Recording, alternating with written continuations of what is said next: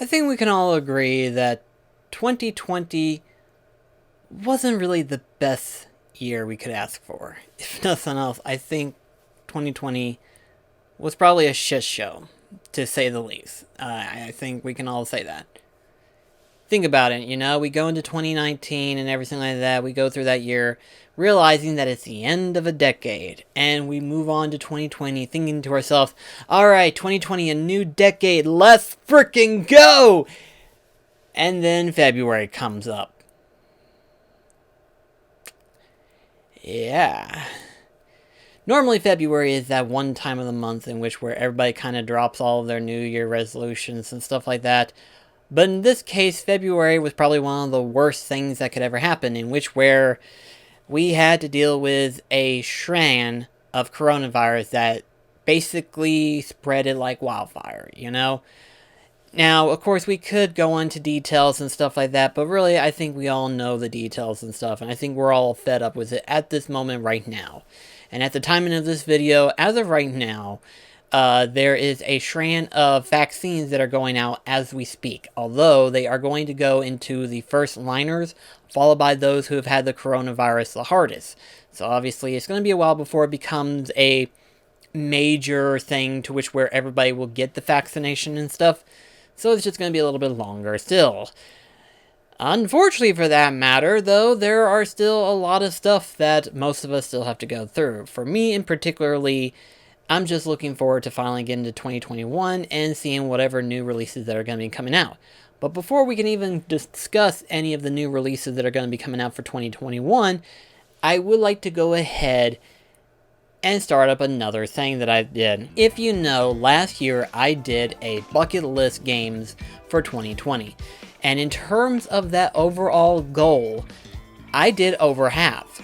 Technically, I've done 6 in total of those games that I originally started up into, leading on into 2020. And needless to say, I was actually kind of impressed. I was like, wow, I actually did 6 of those games of the 10 mentioned games that I wanted to do.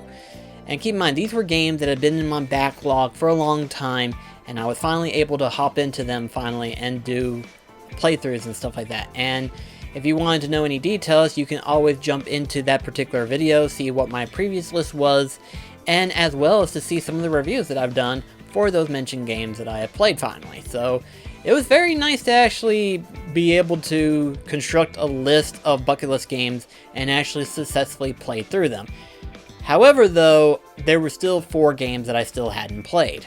Obviously, there was that of Persona 5, Final Fantasy Crystal Chronicles, Assassin's Creed 4 Black Flag, and then, of course, Pokemon Shield. These were, of course, the games that I was looking forward to playing the most, but unfortunately never got around to playing them due to other games that was releasing as of 2020, as well as other stuff that was going on in the process of it all. So with that being said, hopefully I might be able to actually get into those. But before I can, I want to go ahead and kind of reset the list. First off, by adding those 4, of course. So, like I said, Persona 5, Final Fantasy Crystal Chronicles, Assassin's Creed 4, and Pokemon Shield are the 4 games that are going to be staying into that bucket list. And hopefully this time around, I'll actually be able to play them and all that. So, we'll see. I mean, Persona 5 might be the difference because of how long the game is, and especially with Persona 5 Royal that came out. But aside from those 4, what are other games that I'm wanting to play that are still in my library of games that I'm wanting to play, hopefully in 2021? Well, let's talk about it. So the next game that is added on into the bucket list is that of the God of War game that came out for the PS4. Yes, I know I have not played this. Have I gone insane? And the reality is that it didn't intrigue me at the time. At the time, whenever I looked at the God of War game, it didn't intrigue me at all. If nothing else, it left me kind of disappointed because the shift in gameplay from where it was originally has now shifted entirely in terms of combat as well as how storytelling is done. Originally God of War had a linear pathway in which Kratos goes through the entire story and stuff like that. And in this case, you have this third-person view, which is similar to that of The Last of Us. which is even more weirder considering the fact that you're tagged along with a little boy. And again, I'm not saying that it's bad, but it kind of threw me off really badly. The way the perspective of the camera, and then to realize that they were sticking with that full on to the wall. However, though, what's weird is that the game itself became the highest and the most gratifyingly... I'm trying to think of the word. I guess the best thing I could say is that critically acclaimed to be the best PS4 game that has ever come out. Next to a handful of other games, of course, but that's beside the point. The point is, God of War, a lot of people have gave recommendations for that particular game. And so, why have I been holding back? I couldn't tell you. I've been busy with every other game that I've been wanting to play so badly that this had never really entered into my mind. But I thought to myself, out of all the games that I'm going to add into the list of 2021 bucket list games, I should add God of War for PS4, especially since God of War Ragnarok will be coming out sometime soon. Not so much in 2021, but could be 2022 or even later than that. We don't know. We just had the announcement that it's going to be released. As to when, that has not been confirmed yet, or at least in terms of what I know, it has not been confirmed yet.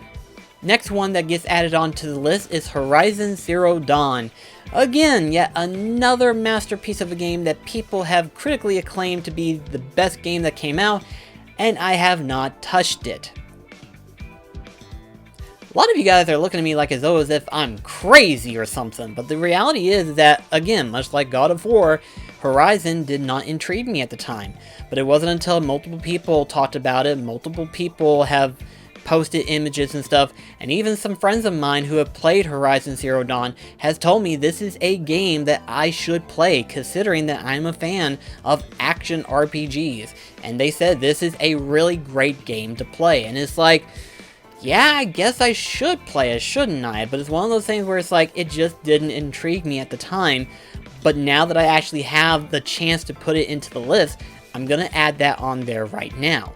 Especially since Horizon Forbidden West is coming out as of next year, I believe. Technically, it will be available for PS4 and PS5, but it's coming out next year. So it's like, yeah, I kind of need to get on board and play through Zero Dawn and see what I'm missing out. Because I looked at the Horizon Forbidden West, it looks good.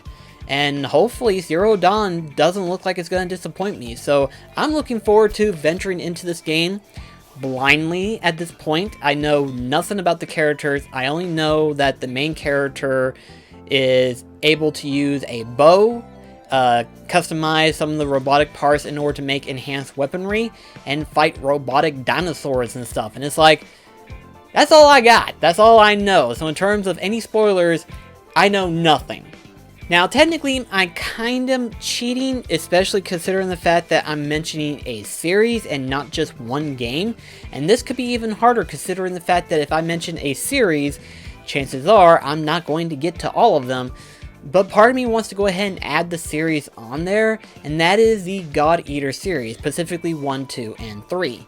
Technically, the second one came out for PS4 some time ago, and it came with a digital game version of the first one. And it's like, okay, that sounds interesting. And then shortly afterwards, God Eater 3 came out. And so that's 3 games of the God Eater series that I need to dive into. And why am I interested in the God Eater series? Well, I've heard some pretty good things. I've heard a lot of good things in regards to from fans of the God Eater series, as well as from whenever I was playing through Code Vein, a lot of people made some connections to that of the God Eater series. So I'm not just playing it just to see how it's connected to Code Vein, but I'm playing it because it sounds interesting, really. So I'm going to hop into it sometime, and we're going to see what it's like. Next up, the Yakuza series. I have heard so many good things in regards to the Yakuza series, and keep in mind, I did a PlayStation 2 Legacy episode of the first one, and after playing through that a little bit, I realized that, hey, this is just the PS2 version. If it's this good just on the PlayStation 2, Imagine how much better it is on the PlayStation 4. Yes, I understand that, it's going to be majorly different in terms of graphical detailing and stuff like that, and in terms of performance, it's definitely going to be better. But in all honesty, I want to see it for myself, especially since we got frickin' 7 or 8 of them now available for the PlayStation 4. Seriously, aside from 0, 1, 2, 3, 4, 5 remastered, as well as 6, you also have Like a Dragon that came out not too long ago. So it's like we have that many games to dive into. And so where do I start? I don't really know. I just know that I'm going to start into the Yakuza series, try it out for myself, and see what it's like, especially since after playing through the first one on PS2 for a little bit, and actually kind of enjoying it for myself. So, I'm definitely intrigued in the series, and I'm one to dive into them. So, ooh, that's a lot of games to dive into, but I'm looking forward to every moment of it whenever I get a chance. Ni no Kuni 2. Technically, I played through Ni no Kuni this year, and I liked it pretty well. I've made some similarities to this as well as Dragon Quest and all that stuff, but really that's not a bad thing. In fact, Ni no Kuni, again, if you're a fan of Studio Ghibli, you will enjoy this game. And I did enjoy it. I wish combat was a little bit better, but I did enjoy the game for what it was. It was definitely an interesting journey to take part into. And Ni no Kuni 2, according to what I've heard a lot of people say, has improved a lot since the first one. And so, if what they say is true and that the second one has improved drastically well, I'm looking forward to the second one. Hopefully the second one will meet my expectations that I was hoping for from the first one. The first one, it could have improved in a lot of different areas, so hopefully in the second one, those improvements will be met. So, who's to say, but it's going to be good to see some interesting improvements from a game that has potential, really. And the final game that I'm going to add onto the list, I know some people are going to have some critical, some arguments about this game, but World of Final Fantasy, I want to try that out. I know some people will have some mixed opinions on it.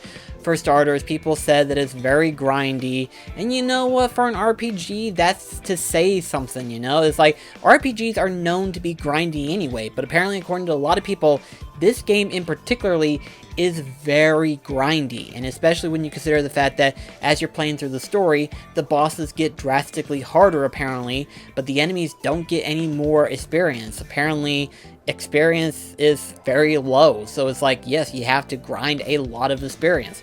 But I want to experience this. Oh boy.